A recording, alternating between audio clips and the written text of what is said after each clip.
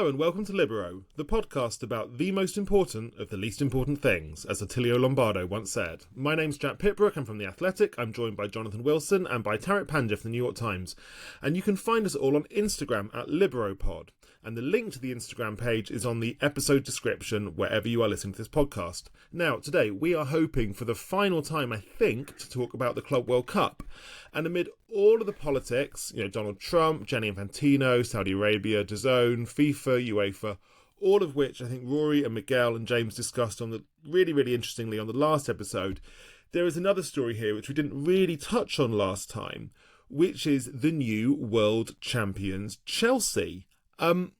Jonathan, this has been an amazing season, really, given that they looked like they were going nowhere in the middle of the season and they ended up finishing fourth in the Premier League, winning the Europa Conference League, winning the Club World Cup.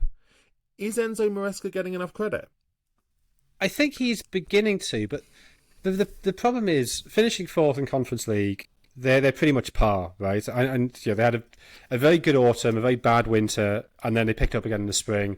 I think there was signs towards the end of the season they really were playing quite well. I think the second half of that Conference League final, they were excellent.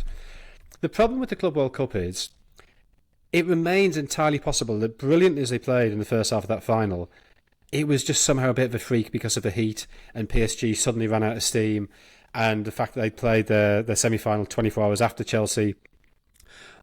In 2 months, we could look back at that and go, what on earth happened there? How did that game happen? A little bit in the same way we look at Arsenal beating City 5-1 and think, maybe that wasn't the sort of crushing demolition of City and the elevation of Arsenal it appeared in the moment. But I think you have to give Maresca enormous credit for that final. Perhaps he was, he did benefit from the climate and the timing of the games. But the way that he closed, PSG down, the way he stopped Hakimi getting forward by using Pedro Neto as a sort of left wing back out of possession, just popping the ball in behind Nuno Mendes, which led to the first goal and made Nuno Mendes drop deeper, which leads to the second and third goals. You sort of think, why has nobody else tried to do that? And maybe that's the advantage of having Robert Sanchez, a goalkeeper who's actually very good on the ball if you give him a bit of time. This was sort of a dream Maresca performance. I guess the question is how replicable it is. Was it to do with very specific circumstances? But PSG in 2 seasons under Luis Enrique have only lost by 3 goals twice. Once to Enzo Maresca and once to Eddie Howe's Newcastle. Eddie Howe and Enzo Maresca have played against each other once on the 2nd of January 1999, an FA Cup third round game, which Eddie Howe got the winner as Bournemouth of the third flight, stunned West Brom of the second flight, 1-0.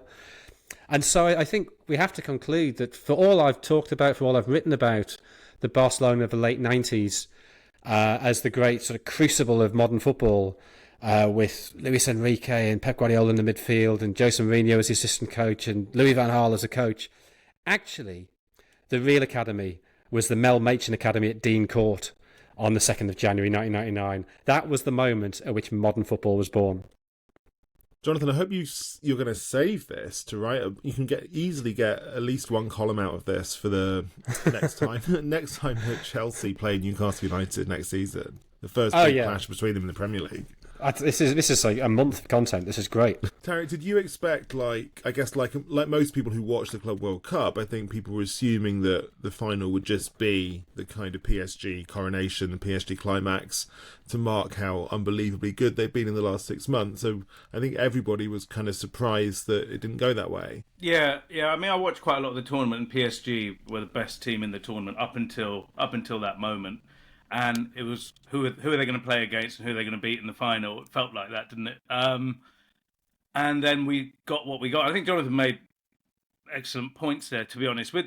You look at Maresca and his relationship with the Chelsea fans as well. What were they really annoyed about? Was this whatever Maresca ball is, this patient approach, this he hates transitions, keep possession, and it was like putting the Chelsea fans to sleep in a way. And then we get this final, and to me, it feels like a complete one-off because the style changed as well. Like he kind of woke up, and he found a hack for Paris Saint-Germain, the kryptonite, and he said it's Robert Sanchez is able to play very, very accurate passes over the press 50 yards up the field. It seemed very, very simple. And it kept happening over and over again. And they've won that game thanks to that first half performance. And what does that say for the future? It's really hard to draw any conclusions from that beyond the fact, I think also winning is a great feeling. That team has been on has lifted 2 trophies, and no one's going to forget, obviously, the moment with Donald Trump and lifting the Club World Cup. But you get used to this, and you get used to winning finals, and what that does for confidence in big moments is probably quite important. But the other thing with Chelsea, the Premier League starts in 4 weeks. I have no idea what impact this will have on the start of their season. I'd be exhausted. It was so hot. Not let alone playing and playing and playing and playing since last August. So for me, it's really hard to draw any conclusions from this. So I think the point you make about the style is really key, because this really was a victory for Maresca ball, and Chelsea fans, and I think Leicester fans before them, were a bit frustrated by the lack of risk, the caution in possession, which feels like an older iteration of that Guardiola style. But if you look in the 6 rounds up to and including the semi-final, PSG's front 3 regained the ball 30 times. In the final, between them, regained it once. So that shows how good Chelsea are at not being pressed against. And I guess the problem then is that might work against the best sides, but what happens when Chelsea come against a low block? And I think that was when fans were sort of bored last season, when they're grinding their way to 1-0, 2-1, 2-0 wins against lower mid-table sides. And there isn't much spark there, and there isn't much adventure, and there isn't much risk, and it becomes quite attritional. But in this game against the best team in Europe, the best team in the world, it worked magnificently, and you have to give him credit for that. Yeah, the interesting thing, isn't it, is that I was one of those people, like a lot of people really, who thought that it was a very strange decision to replace Pochettino at the end of Pochettino's first season. So Pochettino had taken over a hugely bloated, kind of messy squad, and eventually through some difficult times, eventually hammered them into a functioning team who finished his first and only season in charge really, really well, to the extent they finished 6th. But if the season had gone on a bit longer, I'm sure they could have finished a bit higher up the table. And it really felt to me at that point as if Pochettino had cracked it, and therefore to replace him at that moment with a manager who had far less experience at the top level, or basically no managerial experience at the very top level. It felt to me like I just didn't really understand the thinking behind it.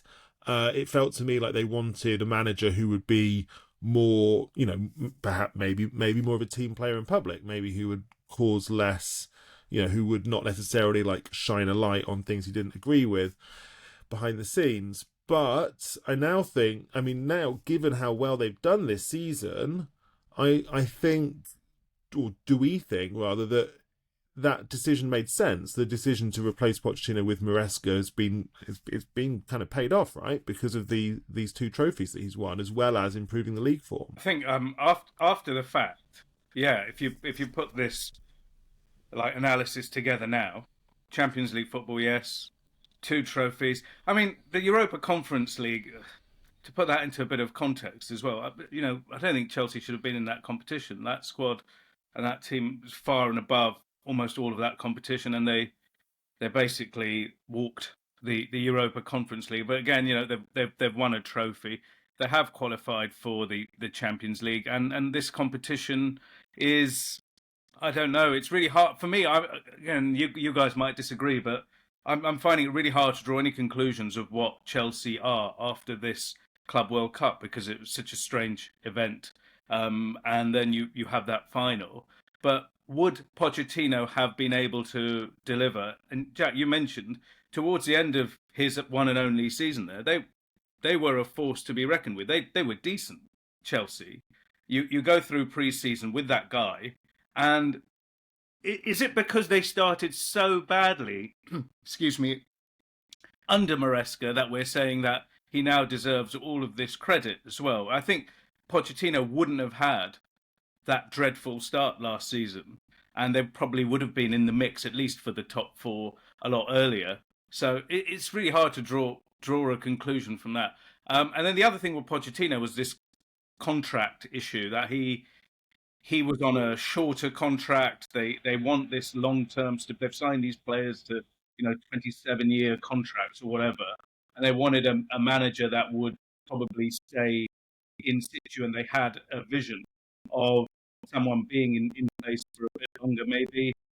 Pochettino had a year to go, and there is some talk that do you risk it, or do you say, right, now sign someone in on a longer term basis? Because if you remember, I mean, what a febrile atmosphere it's been at the club all the way up until now, right? People coming and going, whether it's the managers, the players, but also behind the scenes, it's chaos. So maybe Maresca long-term contract and then seeing how it goes for a bit longer. It could have been that. Jonathan, do you think that the success that they've had this season justifies how they got to this point? I mean, in terms of replacing the manager, I guess probably, because this is the way Chelsea have always done things for 30 years. They've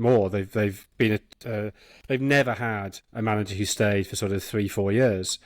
I suspect Pochettino's brand of football would have been challenged in those. In that climate in the US, I'm not sure you could play that very hard pressing football in the US. So he would have had to adapt. Whether he could have done that, who knows?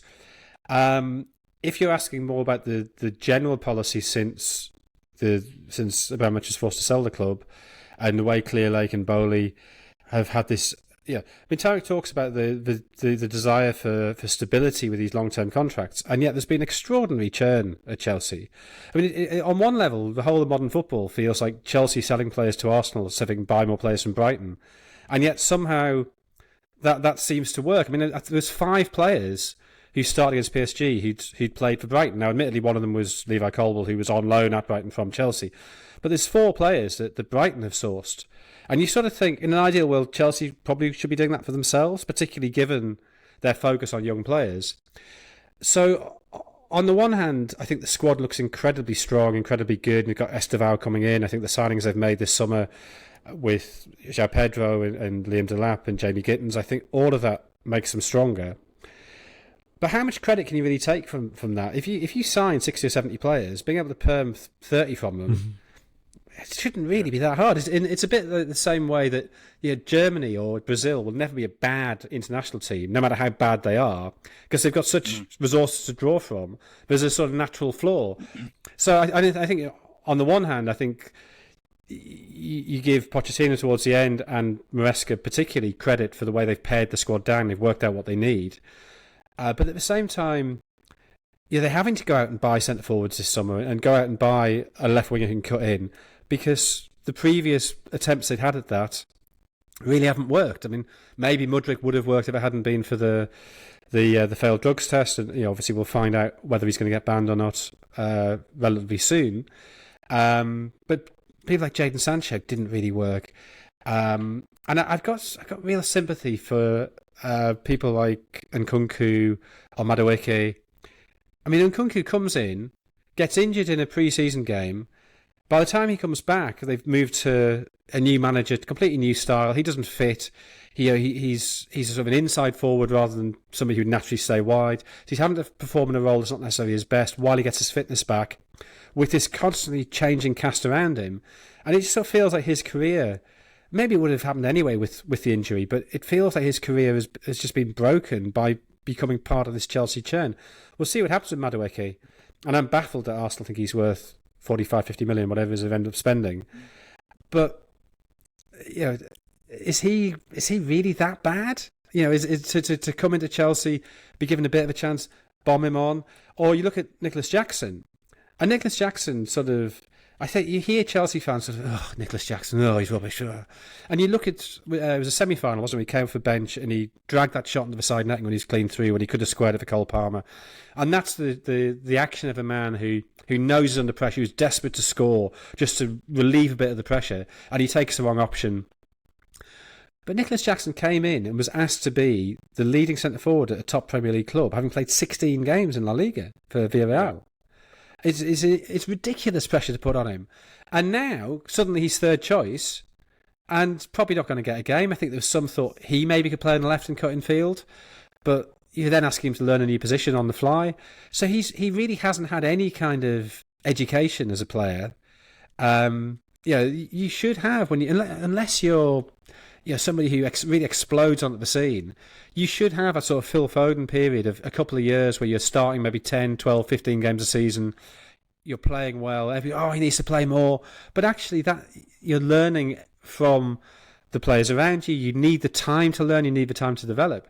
Whereas Nicholas Jackson was like, you go and do it. Oh, you haven't really done it. Right, we're going to see better people. And now, what's Nicholas Jackson? I think Villa have been linked with him, which maybe would be a good place to go and develop a bit. But it feels like, again, his career has been stunted in the way that Nkunku has. Nkunku obviously a bit further down the line by making the mistake of joining Chelsea. Is that how you see it, Tariq? I think just a reminder on the numbers as well. I think. It's breathtaking, isn't it? These guys, when do they come in 2022? It's more than £1.5 billion. That really is insane when you think about it. And as Jonathan said, if you buy 60 of the best players in the world, you probably should be able to come up with, after a few years, a very, very good football team. But this surely isn't the way it should work. And then he's mentioned the players there, the careers that get destroyed along the way as well. You've got a few months to make it, and the strategy is buying the most promising young players in the world. And, the clue's in the name. They're promising and they're young. You have to feed them. You have to grow them in order for them to achieve the level that you hope they're going to get to. And if you're going to bomb them out and replace them every 3 or 4 months, God, it must be really debilitating for the confidence of a young player. Nicholas Jackson, case in point there, and you mentioned Nkunku. And think about the players they signed as well right at the start. I mean, Raheem Sterling came for 50 million. If you could just sort of burn cash like this, God knows what's going to happen to him. It's not normal, and it feels like an advantage they have that other teams might not have, because of, I don't know how they've managed their finances and gotten around all of the various rules there are. But they seem to be able to keep doing this. And eventually, you probably will keep a winning team. We haven't even talked about Joao Felix. That's another one. One of, this. God knows how much they've paid for him. I'd actually forgotten that they signed him until you just mentioned him. But I think there's part of me that thinks, if you can putting the moral aspect to one side for a second, if you can afford to operate this kind of very high volume churn, if you can afford to use Brighton as your sort of gatekeeper, Brighton as your sort of staging post, and just buy players from Brighton because they're probably pretty good, if Tony Bloom's identified them and they've settled well in the Premier League, then why not? Why not just continue to buy players all the time? I mean, as long as you're staying within the rules, which they are seemingly, you don't win any prizes for efficiency, right? You don't win any prizes for intelligence. And as much as people like us have spent the last 3 years rolling our eyes at how Chelsea have operated, and rolling our eyes at people who tell us they're so smart, they've got such a good plan, which is really what we've been doing for such a long time. Actually, maybe those people were right. Maybe we were wrong. Maybe the success that Chelsea have had this season, I don't imagine Jonathan's about to agree with me here, that suggests that, in fact, Todd Boehly and Clearlake have got a brilliant strategy for how to run a football club. I think what they might have noticed or might have identified is a flaw in one of the many flaws in the PSR regulations, that if you buy players on these long-term deals, you can amortise those deals. I mean, it doesn't matter how long the contract is, the maximum you can amortise it over is 5 years. But effectively, that means each year you keep them, there's only 20% of their value of what you've paid for them is appearing in the negative column in PSR. When you then sell them, then you can make a sort of a PSR profit, even if it's not actually a profit in reality. But they've also got this great, and Chelsea have always had this capacity, or for 20 years have had this capacity. Somehow no player ever declines in value when they're at Chelsea. They don't have to do anything, they don't have to play, but just being at Chelsea bumps up their value. It's almost impossible, it seems, for Chelsea not to make a profit on players. I mean, there probably are some recent examples, but you look at something like Madueke, who they've effectively doubled their money on, and he did okay. He got in the England squad. But he wasn't sort of, nobody's going, oh, Madueke, he's one of the greatest young players in the world. He was fine. He was doing okay. And suddenly he's added 20, 25 million to his value. So that will be represented as a PSR profit, and that allows him to keep going with this churn. What I don't understand is that just sort of kicking the problem down the line, and there's some sort of enormous debt waiting for them when it does go wrong? But maybe if you've got so much money and you've got hotels you can switch between different bits of your company, and the women's team you can sell off, and different assets you can shuffle around, maybe you always can just get in the capital you need to buy the assets to keep that going, and it never will catch up with them. Or maybe they're even thinking PSR isn't here to stay, that at some point these regulations will change, and by the time there's sort of this sort of debt we keep kicking away, by the time we catch it up, the regulations will have changed and it won't matter anyway. But it feels, and this is, one last point. I think the problem that modern football has, and this is not just Chelsea, and it's not just people playing the PSR game, but it feels like there's a certain category of club where it doesn't matter if they make a mistake. The safety net of their wealth is always there. And it's taken Manchester United and the Glazers a decade of really fucking up all the fucking time, consistent uselessness, to get them in a position where everybody's going, hang on, they might not be in the Champions League forever. But you really have to kind of, you have to be consistently hopeless over a protracted period in a way that, the Glazers really are a model in that regard. Sorry, Tariq, do you think that Chelsea are going to stay ahead of the rules? Well, they have stayed ahead of the rules, and look, the other thing with Chelsea, which is worth mentioning probably, is they're already under a separate investigation from that Roman Abramovich period, where they didn't provide their accurate financial details to the Premier League. So there is an argument that all of the success under Abramovich as well is under a cloud. Not the cloud of him being allegedly a friend of Vladimir Putin, but related to the finances. The Premier League, after Boehly and co bought Chelsea, were told that, hang on a minute, everything in the books isn't what it seems. There have been a bunch of payments.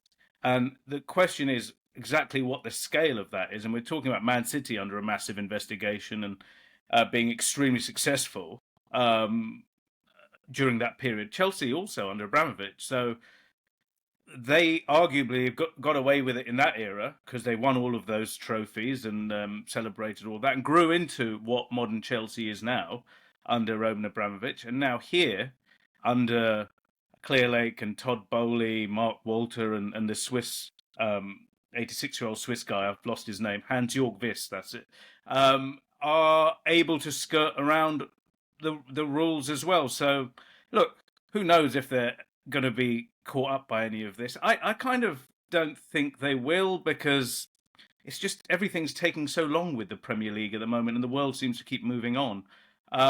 My question is, these are investors, these are private equity investors as well. Like, they've pumped all of this money in, not because they like football, probably because they like returns. So how are they going to exit Chelsea? They paid £2.5 billion for this thing. They've now put north of £1.5 billion into the playing squad, and they still look like they can't stop spending.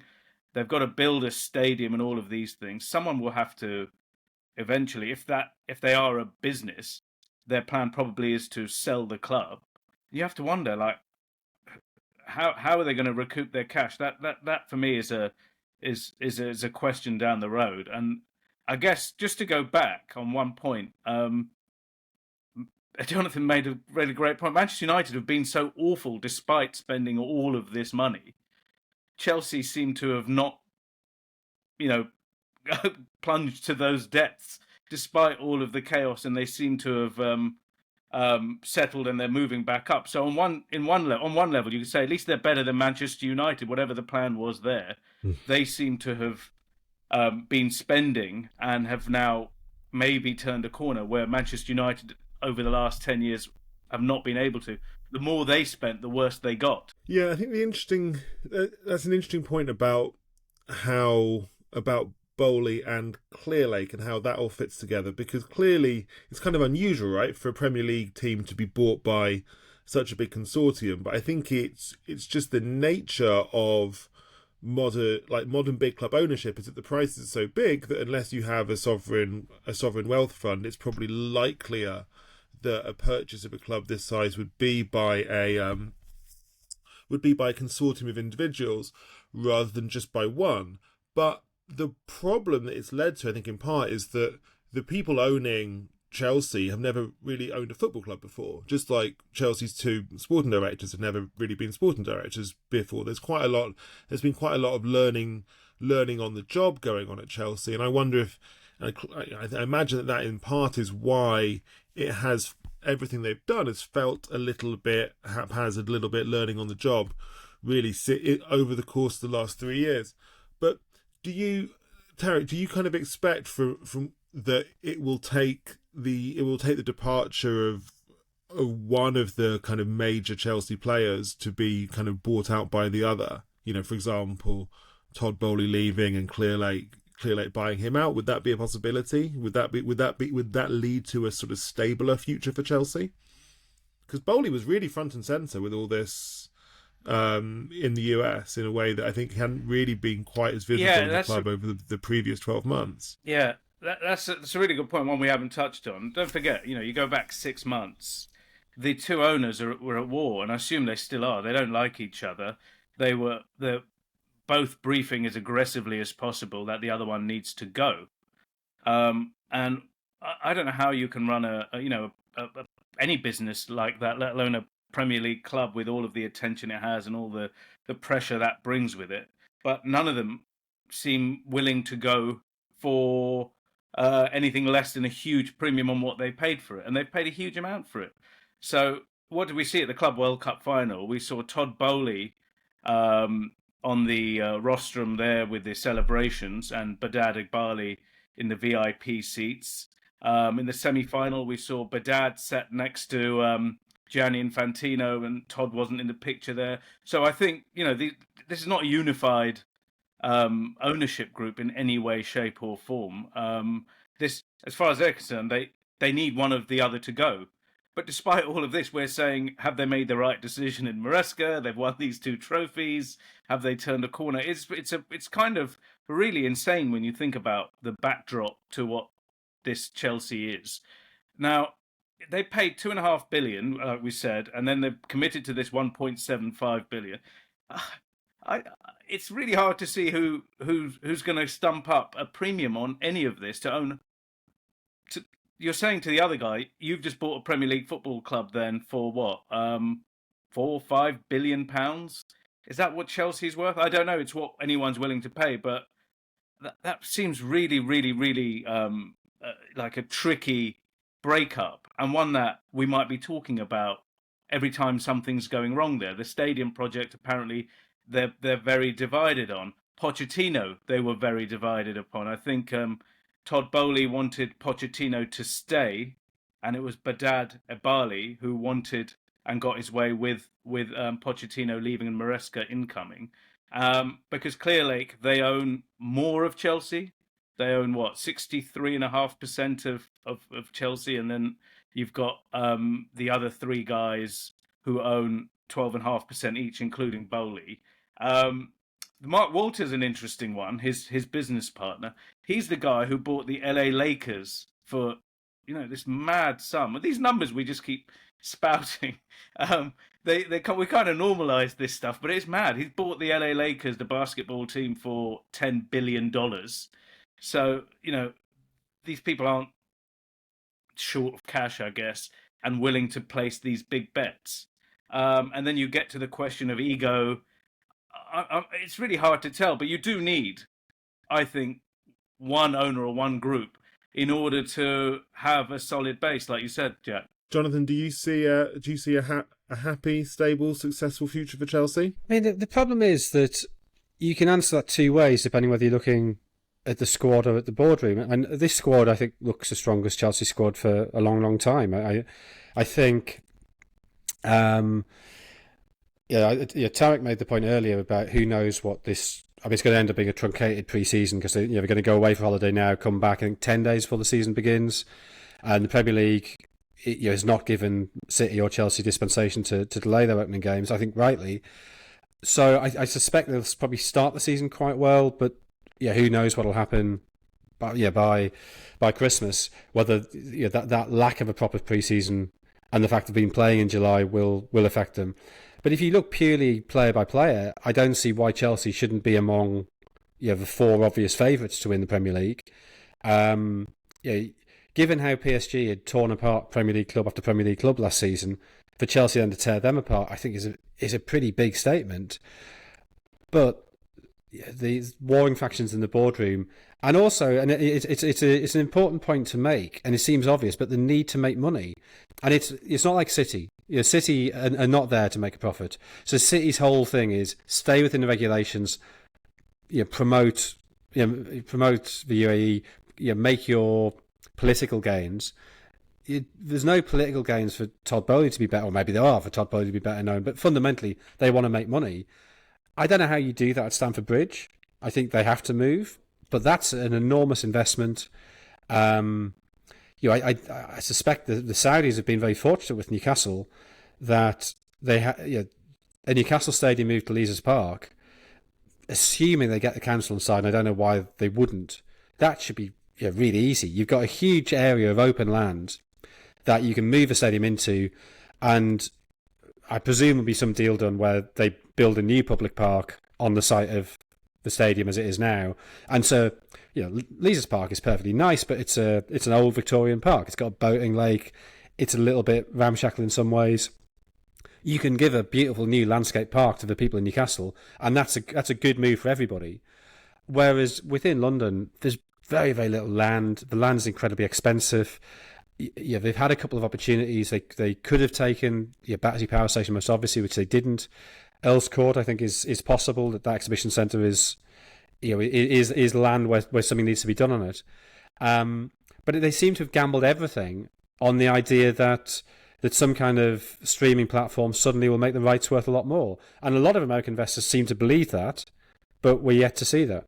It's always struck me that and this is not unique to them, but the people that bought Chelsea 3 years ago were incredibly bullish about the prospect for Premier League club valuations to continue to rise, and for the willingness of people to come and pay those valuations. And yet it strikes me, if you look at, I mean, there's tons of examples, but the obvious ones really would probably be Liverpool and Tottenham. Like, there simply are not a lot of people out there who are willing and able to pay billions of pounds to acquire football clubs. Like, there's, for all the talk about, people talk about this stuff all the time, and yet the number of transactions that actually happen are incredibly small, Tariq. So do you think in that sense that the hope that this would, even with all the success that they've had in the last few weeks, the hope that the Chelsea valuation would continue to grow and grow and grow might be slightly rose-tinted? Yeah, I can't personally see that, but then we've been surprised with the direction the world is in right now. Who knows? But there was something I found really interesting during the sales process. It was led by Rain and Joe Ravitch, the American banker based in New York, and he seems to be the go-to guy and his company for anyone who wants to sell sports assets at the moment, sports teams. He did they got involved with the 100 auction as well, and they managed to get some crazy prices, I think, for some of the cricket teams there. And he gave an interview, the only one on the record I remember, was this quote with the Financial Times during the sale. And he said, this price that Chelsea paid is a snip, because in 5 years, it was complete nonsense as far as I'm concerned. He said, because in 5 years, these Premier League teams are going to be worth £10 billion, right? And I was like, that's a carnival barker getting the crowds in. It's an estate agent saying, yeah, you can hear the train rattling on the track, but that'll put you to sleep. The house is really worth this much. It was being a sales job. But I then met some of the people around the bank after this, and I said, what was that? What on what level can you say what's the next thing to come that is going to boost Premier League club revenues to a point where the valuation would ever make sense? Because the three main income streams are television broadcast rights. In the Premier League context, domestic is going to be pretty flat now, topped out. International almost also topped out. Then you look at your sponsorship revenues and your stadium. What's this other fourth one that I'm missing that you guys think? And the answer I got, well, there might be one. You don't know. And I said, well, what is it? We don't know. So what is it that we're expecting? I don't know. Maybe Gianni Infantino and football will change to a level where the way we know it won't exist anymore, and a handful of clubs are going to go away into the future and earn huge amounts of money. I really don't see it, to the point I've had a bet with one of those people at that bank. And what we now 2 years to go till we get to the 10 billion for a meal. So it's not a big bet. I think I'm going to get a nice dinner out of this, because I just cannot see any of these clubs making sense at valuations like that. I think we have to be very aware as well. It's quite hard for people like us who've grown up with football, who love football, to grasp just how little some of these people understand of football. So I happened to be at the first game Todd Boehly attended at Stamford Bridge. So this is when the deal was still hadn't happened, it was still in the pipeline. I think they'd been named as a sort of preferred candidate, and it was Chelsea v Wolves. And where I was in the press box, directly in my eye line was Todd Boehly, straight across the pitch in the director's box. And that was a game where I think Chelsea went 2-0 up and ended up drawing it 2-2. But there was a moment in the second half, I can't remember whether it was to put them 2-0 up or to put them 3-0 up. There was I think it was a corner, maybe a free kick, knocked down, poked over the line. Everybody celebrates, but equally you can tell the crowd aren't convinced. They think it's probably offside. Goes to VAR. One glance, it's offside. Everybody sort of thought it was probably offside, but the crowd players in the box, you can't be absolutely sure. But there was absolutely no sort of surprise, no fury on the part of fans. And Todd Boehly in my eye line is celebrating madly, yet he still thinks this is a goal. And 30, 40, 50 seconds after the game's restarted, he's still celebrating, and somebody eventually taps him on the shoulder, Todd, it didn't count. And he's then sort of raging at the pitch. But the game sort of completely moved on. And it was just this really revealing moment of a bloke who, anybody who'd watched football knew that goal, there's a good chance it was going to be ruled out, and you certainly weren't protesting when it was. And he didn't grasp that. And that stayed with me of, maybe he's a business genius, but he comes in saying, I'm going to disrupt football, they don't know how to do things, I'm going to show them how to do it better.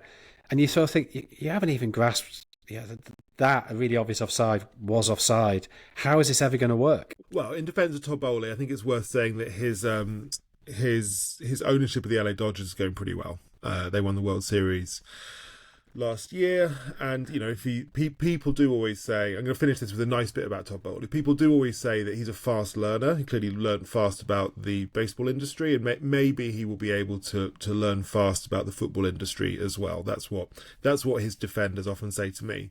But I think that's enough time talking about one of London's most kind of busy, slightly complicated Premier League boardrooms. And coming up after the break, we'll be talking about another complicated boardroom situation at a Premier League club in London, and that's at Crystal Palace.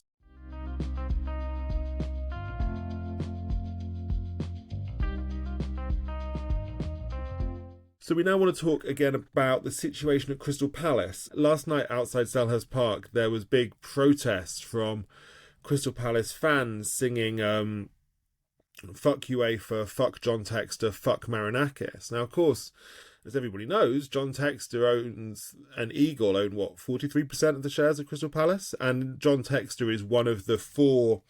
They don't call them co-chairs, do they? But he's one of the four kind of voters in the Palace board. along with Harris Blitzer and, of course, Steve Parish. Clearly, Tariq, this is because Palace have they effectively got relegated from the Europa League to Conference League because UEFA deemed that Textor's own, the extent to which Textor owns both Lyon and has a stake in Palace means that Palace fail the multi-club ownership rules. Lots of Palace fans think, quite understandably, this is very unfair, not least because there are plenty of other multi-club models dotted across European football who somehow manage to play in the European competitions that they have qualified for without UEFA telling them they can't. So, Tariq, can you explain why in this specific instance Palace have fallen foul of rules which other teams have managed to, hurdle over pretty easily? Yeah, it must be really upsetting for football fans as well, because it's a great story, Crystal Palace winning the FA Cup and making it to Europe, and now this has happened. So it's all to do with UEFA's, as you say, the multi-club ownership rules. So it got to a point because UEFA and associations around the world just allowed this situation to proliferate. There's so many multi-club ownership groups, dozens of them all over the world now, many of them in Europe, that they were like, right, if we say there's a ban, it's too late. That means we're going to lose, a quarter of the teams playing in our European competition. So they came up with this rule saying, okay, if you own more than one team in a competition, you can put it in a blind trust situation. What is that? I think it's a bit of a swerve. You basically find a third party that's unconnected to you or to your other businesses and say, I'm giving you the power to run this football team. However, what Crystal Palace didn't do is meet a deadline. So what's that deadline? It feels a very arbitrary deadline, if I'm honest with you. It's March the 1st, 2025 in this case, where they have to provide the details of how this particular club has gone into a blind trust. So that's obviously before Crystal Palace would have won the FA Cup, still several rounds to go. And they hadn't done it by that date. And this guy, John Textor, and his organisation, Eagle Holdings, they also own Lyon. And Lyon in France, they qualified for the Europa League as well. And the way UEFA's rules work, the team that finished higher up in the table will get the spot. And then what must have really infuriated Crystal Palace fans even further is this thing that happened with Lyon. Lyon's been dreadfully run in the Textor era and faced this issue within France that their debts were at a level that the licensing body deemed unsustainable and relegated Lyon from next season's French Ligue 1. So that would have given Crystal Palace fans hope, because if Lyon had been relegated, the thought was they cannot be in the Europa League. And what did UEFA do? They said, right, it's typical UEFA as well. We're not going to do anything now. We'll wait for the French situation to conclude. So Lyon then appealed. John Textor, the Florida businessman, he then said, okay, I'm going to step aside as the Lyon chairman. Michel Kang, another investor, took over. They had the appeal, and lo and behold, again, in an extremely untransparent way, very opaque way, we don't know why, Lyon successfully secured their return to the French Ligue 1 and then back into the Europa League. Crystal Palace, as a result of that, have been demoted to the Europa Conference League, and it looks like Nottingham Forest will take their place. But it's still not finished, because Crystal Palace have a chance to appeal themselves to the Court of Arbitration for Sport, which, let's not forget, Manchester City managed to use to avoid their Champions League ban a couple of seasons ago. So it must be infuriating. Those are the kind of bare bones of the situation. In that time, don't forget, John Textor has sold his stake in Crystal Palace to Woody Johnson, the owner of the New York Jets, former ambassador to the UK under Trump. But as far as UEFA are concerned, it's all happened too late. And the decision sticks. That it must be, and we're seeing it. We're seeing it in the fan chants. We're seeing it in the comments from Steve Parish. It just feels unfair in a way that big clubs over the years seem to have gotten their way, and little Crystal Palace, this chance to play in the Europa League, have been screwed. It feels absurd that Palace are effectively being punished because they had not devised this blind trust workaround, which other clubs use, by the 1st of March, which was the date where they beat Millwall 3-1 in the 5th round of the FA Cup. Like, it would have taken some foresight from Steve Parish and the Crystal Palace board to have come up with, to have used this solution at that date to protect themselves from the multi-club ownership rules, in view of John Textor's shareholding in the club. Even given the fact that there was no guarantee that Lyon were going to qualify.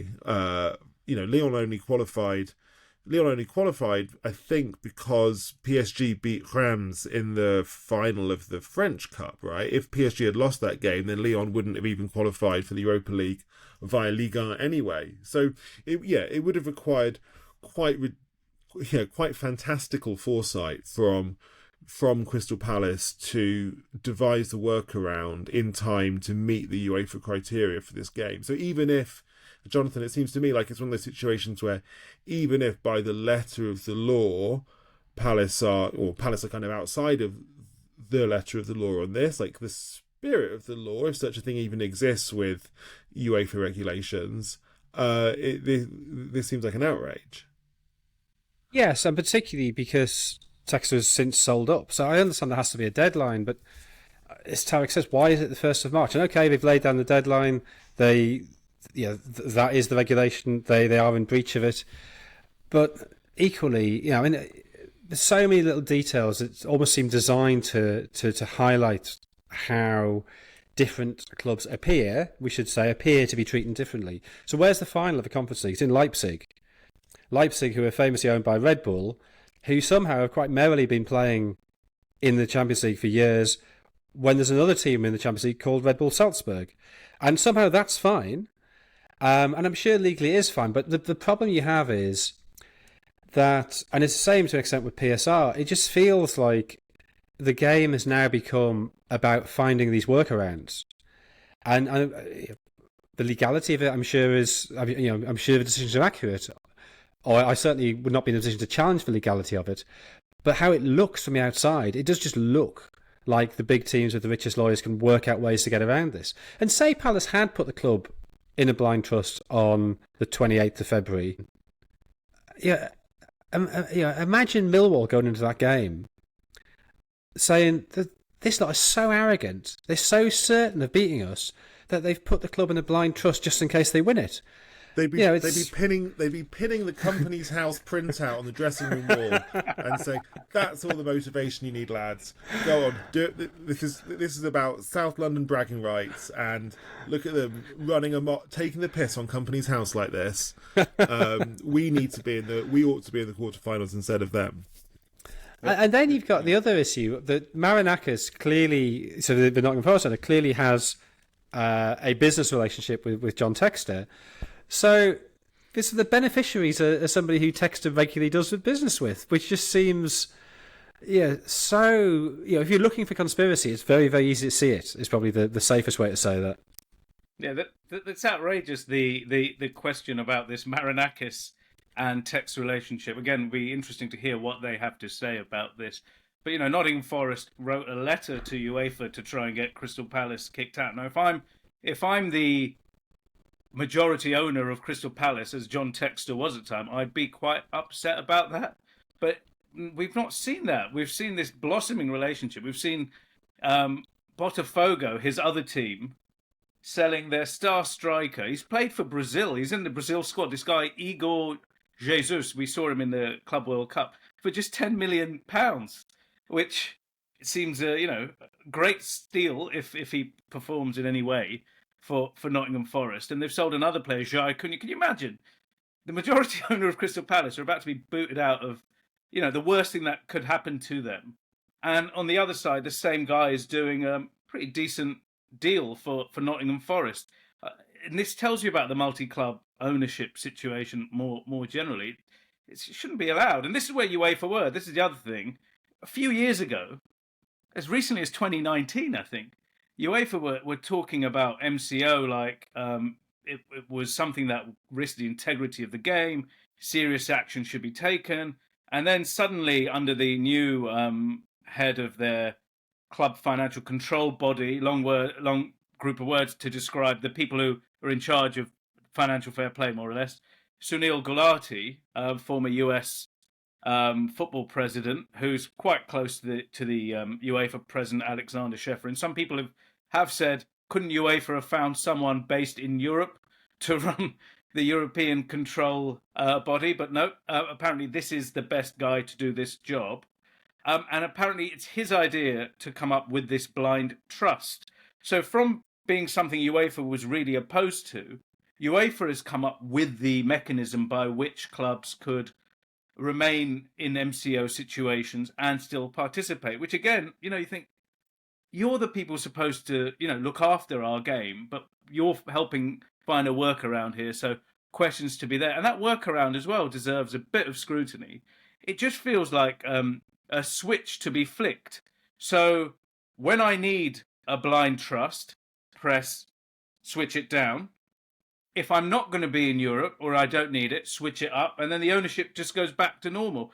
This just feels like a complete fix or a hack of a system. What's the point? Doesn't that show ultimately something that we've talked a lot about on this podcast, which is that the organisations who, in theory, ought to regulate football at an international level, namely FIFA and UEFA, not only do they not have the money or the teeth or the will to actually regulate, but based on that specific example, they are almost inherently kind of anti-regulatory, right? Because they want to help, they want to make it easier for the big clubs, who of course they rely on commercially because they play in their competitions, to, they want to kind of help them sail through the choppy waters of the MCO regulations. And that's why I have so much sympathy with Steve Parish, right, and Crystal Palace fans. But I mean, there are like occasional other examples of teams who have been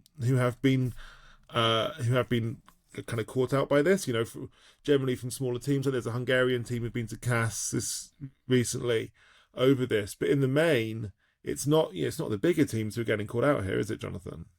Well, Drogheda have been done by this as well. That they should have been in the Conference League, which is a great story.